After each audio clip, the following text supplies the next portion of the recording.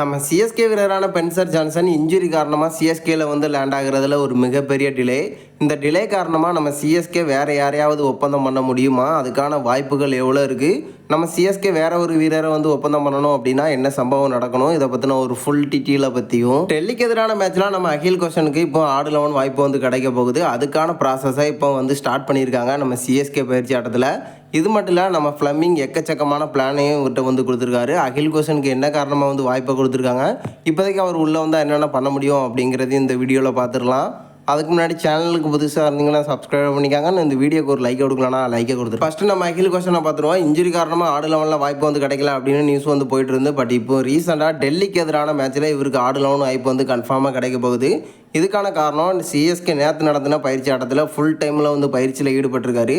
அதிக நேரம் பேட்டிங், அது மட்டும் இல்லாமல் பவுலிங் அப்படிங்கிற மாதிரி பண்ணியிருக்காரு. குறிப்பாக பார்த்தீங்கன்னா பவுலிங்கில் வந்து அதிக நேரம் வந்து கவனத்தை செலுத்தியிருக்கிறதா வந்து சொல்லப்பட்டிருக்கு. அது மட்டும் இல்லை, நம்ம ஃப்ளமிங் அதிக ஆலோசனையை வந்து வழங்கியிருக்காரு. ஸோ இப்போதைக்கு ஒரு மிகப்பெரிய ப்ராசஸ் டெல்லிக்கு எதிரான மேட்ச்சில் இவர் எடுத்துகிட்டு வர்றதுக்கான ப்ராசஸாக நம்ம சிஎஸ்கே வந்து ஸ்டார்ட் பண்ணியிருக்காங்களாம். நம்ம நூர் அகமதை ட்ராப் பண்ணிட்டு தான் அந்த இடத்துல வந்து எடுத்துகிட்டு வர போகிறாங்க. சேப்பாக்கத்தில் இப்போதைக்கு ஒரு நல்ல பவுலிங்கை வந்து பண்ணுறதுனால நம்ம சிஎஸ்கே இந்த பிளானை வந்து எடுத்துகிட்டு வந்திருக்காங்க.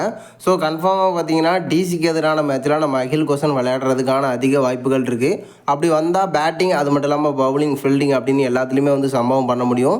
ஏன்னா இப்போதைக்கு ஒரு நல்ல ஆல்ரவுண்டராக நம்ம சிஎஸ்கே வந்து எடுத்துகிட்டு வந்திருந்தாங்க. ஸோ எனக்கு தெரிஞ்ச அகில் கோஷன் சிஎஸ்கேவோட பிளேயிங் லெவலில் ஒரு மிகப்பெரிய சர்ப்ரைஸாக இருக்க போகிறாரு. அடுத்து நம்ம ஸ்பென்சர் ஜான்சனை பார்த்துருவோம். எல்லிஸோட மாட்டாக நம்ம சிஎஸ்கே ஒப்பந்தம் பண்ணியிருந்தாங்க. ஒப்பந்தம் பண்ண கையோட நம்ம சென்னையில் வந்து லேண்ட் ஆவார் அப்படின்னு தான் எல்லாருமே வந்து எதிர்பார்த்தோம்.